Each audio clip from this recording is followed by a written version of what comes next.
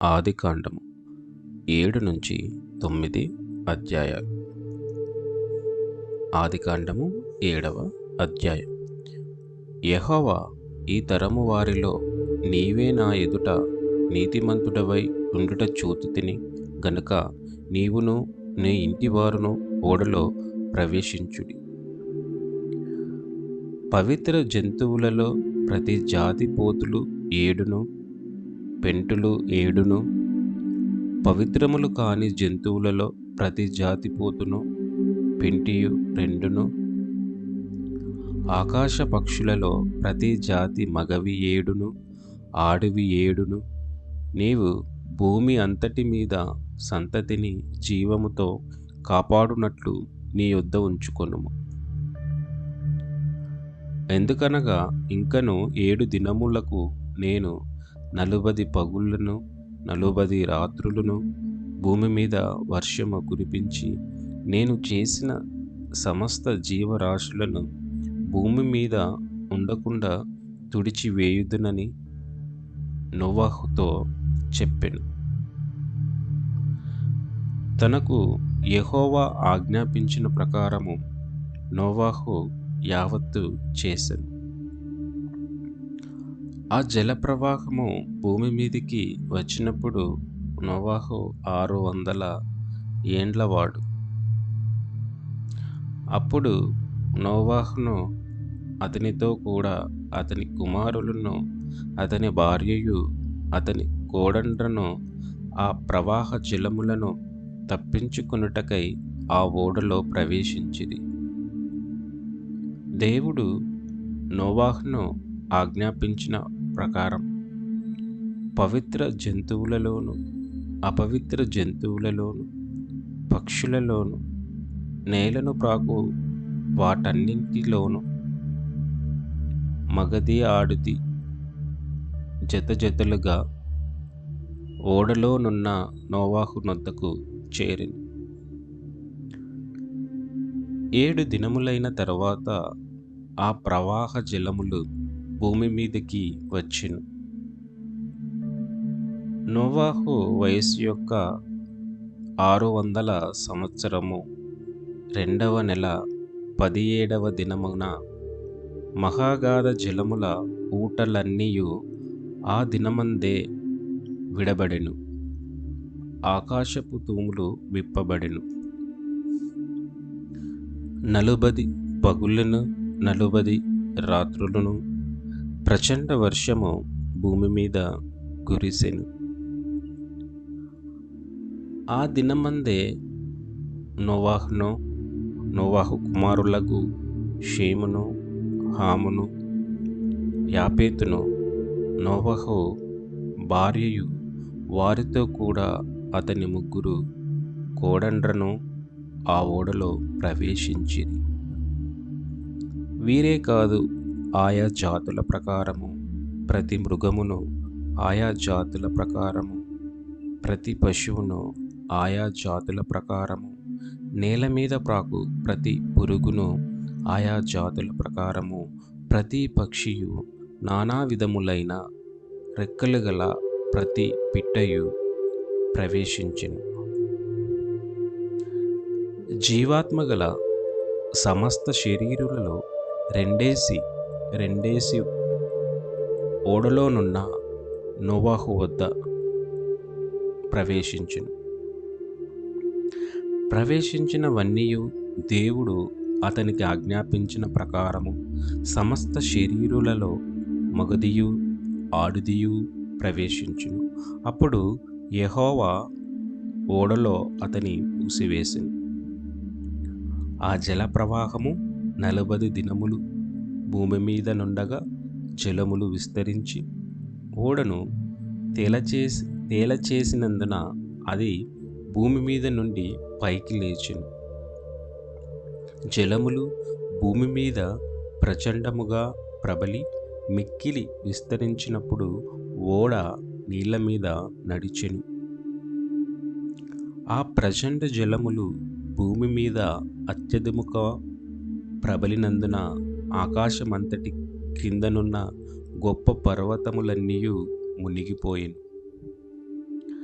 15 మూరల ఎత్తున నీళ్లు ప్రచండముగా ప్రబలెను గనుక పర్వతములను మునిగిపోయెను. అప్పుడు పక్షులేమి, పశువులేమి, మృగములేమి, భూమి మీద ప్రాకు పురుగులేమి, భూమి మీద సంచరించు సమస్త శరీరులేమి, సమస్త నరులేమి చచ్చిపోయిరి. పొడి నేల మీదనున్న వాటన్నిటిలోనూ నాసికరంధ్రములలో జీవాత్మ సంబంధమైన ఊపిరిగలవన్నీయు చనిపోయెను. నరులతో కూడా పశువులను, పురుగులను, ఆకాశ పక్షులను, నేల మీదనున్న జీవరాశులన్నీయు తుడిచివేయబడును. అవి భూమి మీద నుండకుండా తుడిచివేయబడును. నోవాహును అతనితో కూడా ఆ ఓడలో ఉన్నవియు మాత్రము మిగిలియుండెను. 180 దినముల వరకు నీళ్లు భూమి మీద ప్రచండముగా ప్రబలెను. ప్రళయములో ఎన్ని రోజులు వర్షము కురిసింది? 20 రోజులు, 30 రోజులు, 40 రోజులు, 50 రోజులు. ఆదికాండము 8వ అధ్యాయం. దేవుడు నోవాహును అతనితో కూడా ఓడలోనున్న సమస్త జంతువులను, సమస్త పశువులను జ్ఞాపకం చేసుకొనెను. దేవుడు భూమి మీద వాయువు విసిరినట్లు చేయుట వలన నీళ్లు తగ్గిపోయెను. అగాధ జలముల ఊటలును ఆకాశపు తూములను మూయబడెను. ఆకాశం నుండి కురియుచున్న ప్రచండ వర్షము నిలిచిపోయెను. అప్పుడు నీళ్లు భూమి మీద నుండి క్రమక్రమముగా తీసిపోచుండెను. 180 దినములైన తరువాత నీళ్లు తగ్గిపోగా 7వ నెల 17వ దినమున ఓడ అరారాతు కొండల మీద నిలిచెను. నీళ్లు 10వ నెల వరకు క్రమక్రమంగా తగ్గుచూ వచ్చెను. 10వ నెల మొదటి దినమున కొండల శిఖరములు కనబడెను. 40 దినములైన తరువాత నోవహు తాను చేసిన ఓడ కిటికీ తీసి ఒక కాకిని వెలుపలికి పోవిడిచెను. అది బయటకు వెళ్ళి భూమి మీద నుండి నీళ్లు ఇంకిపోవు వరకు అటూ ఇటూ తిరుగుచుండెను. మరియు నీళ్లు నేల మీద నుండి తగ్గినవో లేదో చూచుటకు అతడు తన యొద్ద నుండి నల్ల పావురమొకటి వెలుపలికి పోవిడిచెను. నీళ్లు భూమి అంతటి మీద నున్నందున తన అరకాలు నిలుపుటకు దానికి స్థలము దొరకలేదు గనుక ఓడలోనున్న అతని యొద్దకు తిరిగి వచ్చెను. అప్పుడతడు చెయ్యి చాపి దాన్ని పట్టుకొని ఓడలోనికి తీసుకొనెను. అతడు మరి 7 దినములు తాలి మరలా ఆ నల్ల పావురమును ఓడలో నుండి వెలుపలికి విడిచెను. సాయంకాలమున అది అతని యొద్దకు వచ్చినప్పుడు త్రంచబడిన ఓలివ చెట్టు ఆకు దాని నోట నుండెను గనుక నీళ్లు భూమి మీద నుండి తగ్గిపోయెనని నోవాహునకు తెలిసెను. అతడింకా మరి 7 దినములు తాలి ఆ పావురమును వెలుపలికి విడిచెను. ఆ తరువాత అది అతని యొద్దకు తిరిగి రాలేదు. మరియు 601వ సంవత్సరము మొదటి నెల తొలి దినమున నీళ్లు భూమి మీద నుండి ఇంకిపోయెను. నోవాహు ఓడ కప్పు తీసి చూచినప్పుడు నేల ఆరి ఉండెను. 2వ నెల 27వ దినమున భూమి ఎండి ఉండెను. అప్పుడు దేవుడు, నీవును నీతో కూడా నీ భార్యయు నీ కుమారులను నీ కోడండ్రను ఓడలో నుండి బయటికి రండి. పక్షులు, పశువులు, భూమి మీద ప్రాకు ప్రతి జాతి పురుగులు మొదలైన సమస్త శరీరులలో నీతో కూడనున్న ప్రతి జంతువును వెంటబెట్టుకొని వెలుపలికి రావలెను. అవి భూమి మీద బహుగా విస్తరించి భూమి మీద ఫలించి అభివృద్ధి పొందవలెనని నోవహుతో చెప్పెను. కాబట్టి నోవహును అతనితో కూడా అతని కుమారులను అతని భార్యయు అతని కోడండ్రను బయటికి వచ్చిరి. ప్రతి జంతువును ప్రాకు ప్రతి పురుగును ప్రతి పిట్టయు భూమి మీద సంచరించునున్నవన్నీయు వాటి వాటి జాతుల చొప్పున ఆ ఓడలో నుండి బయటికి వచ్చెను. అప్పుడు నోవహు యెహోవాకు బలిపీఠము కట్టి పవిత్ర పశువులన్నింటిలోనూ పవిత్ర పక్షులన్నింటిలోనూ కొన్ని తీసుకొని ఆ పీఠము మీద దహన బలి అర్పించెను. అప్పుడు యెహోవా ఇంపైన సువాసన నాగ్రానించి, ఇక మీదట నరులను బట్టి భూమిని మరల నశించను. ఎందుకనగా నరుల హృదయాలోచన వారి బాల్యము నుండి చెడ్డది. నేనిప్పుడు చేసిన ప్రకారము ఇకను సమస్త జీవులను సంహరింపను.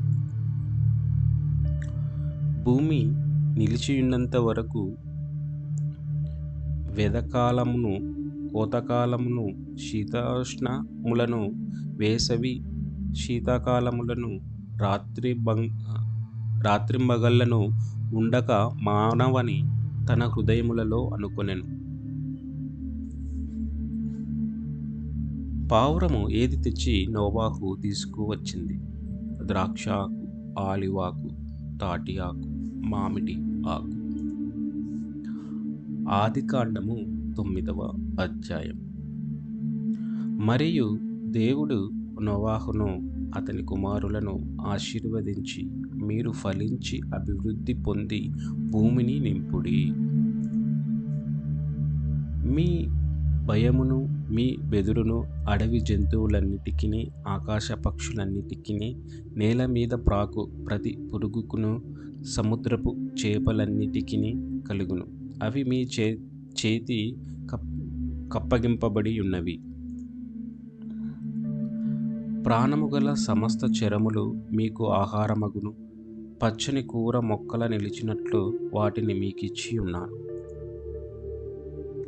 అయినను మాంసమును దాని రక్తముతో మీరు తినకూడదు. రక్తమే దాని ప్రాణము. మరియు మీకు ప్రాణమైన మీ రక్తమును గూర్చి విచారణ చేయుదును.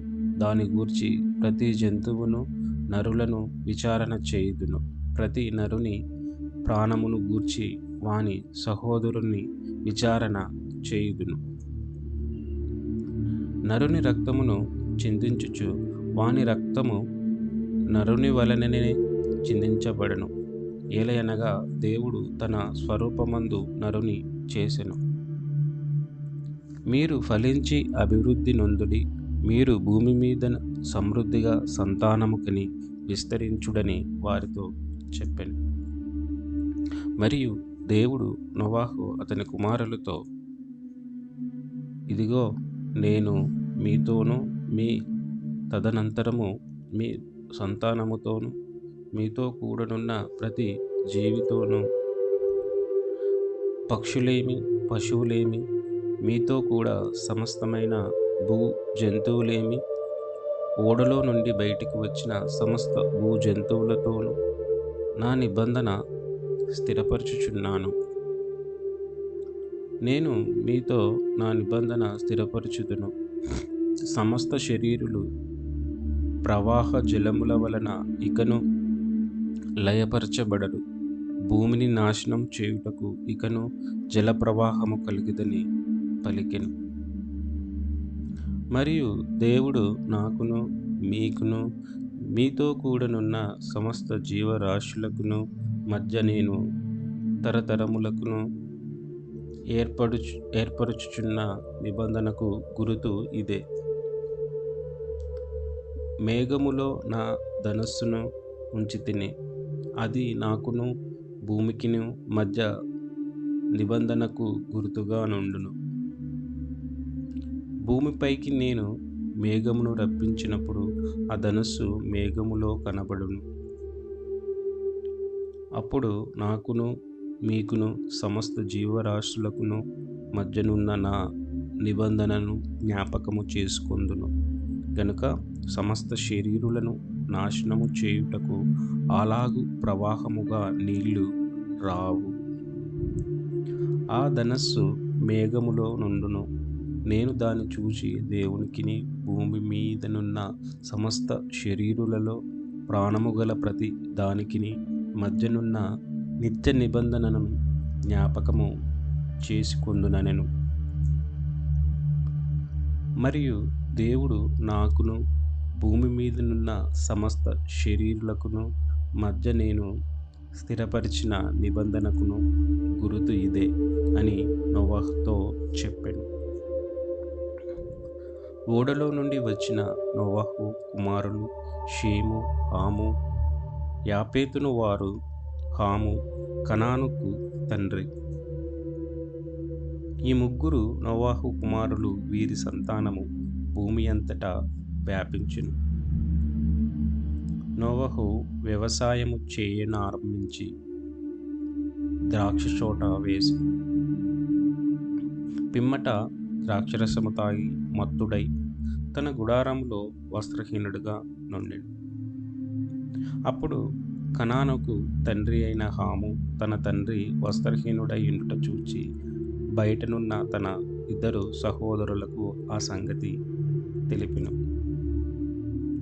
అప్పుడు షేమును యాపేతును వస్త్రమొకటి తీసుకొని తమ ఇద్దరి భుజముల మీద వేసుకొని వెనుకకు నడిచి వెళ్ళి తమ తండ్రి దిశములను కప్పిరి. వారి ముఖములు వెనుక తట్టు ఉండటం వలన తమ తండ్రి దిశములను చూడలేదు. అప్పుడు నోవహు మత్తు నుండి మేలుకొని తన చిన్న కుమారుడు చేసిన దానిని తెలుసుకొని కనాను శపింపబడిన వాడై తన సహోదరులకు దాసానుదాసుడగును అనెను.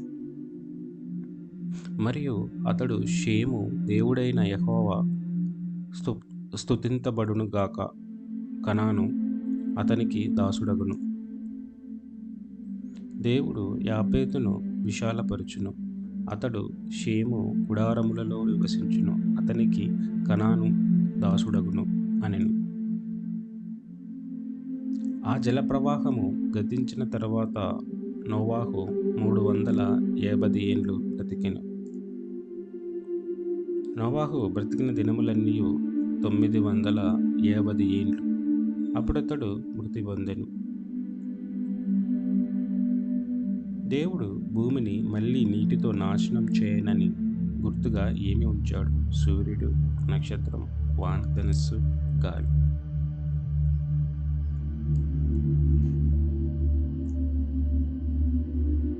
ఏడవ అధ్యాయం నుంచి మనకు దేవుడు మాటలు ఏ విధంగా చెప్తున్నాం. దేవుడు నోవహు చెప్పాడు, నీ కుటుంబం అంతా పెట్టెలోనికి ప్రవేశించు. నోహా దేవుని ఆజ్ఞ ప్రకారము ప్రతి జంతువులలో శుద్ధమైనవి 7 జంటలు, అశుద్ధమైనవి 1 జంట తీసుకున్నాడు. వర్షము 40 రోజులు 40 రాత్రులు కురిసింది. నీరు భూమిని కప్పివేసింది. నోహా, అతని భార్య, కుమారులు షేము, హాము, యాపేతు, వారి భార్యలు, ఈ 8 మంది మాత్రమే బతికారు. 8వ అధ్యాయం ప్రళయం, తగ్గిపోవట గురించి మనం తెలుసుకున్నాం. దేవుడు నోవహును జ్ఞాపకం చేసుకున్నాడు. నీరు క్రమంగా తగ్గిపోయింది. నోహా ఒక కాకి మరియు ఒక పావురము విడిచాడు. పావురము తర్వాత ఆలివ్ తీసుకువచ్చింది. భూమి ఎండిపోయిన తర్వాత దేవుడు నోహాకు బయటకు రావమని ఆజ్ఞ ఇచ్చాడు. నోహా బలిపీఠం కట్టి దేవునికి బలి చేశాడు. 9వ అధ్యాయము గురించి మనం ఏం తెలుసుకుంటున్నాం?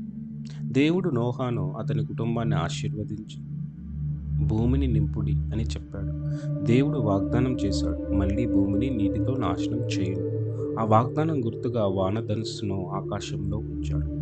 నోహాకు 3 కుమారులు, షేము, హాము, యాపేతు. నోహా తాగి మత్తులో ఉండగా హాము చూసి ఎగతాళి చేశాడు.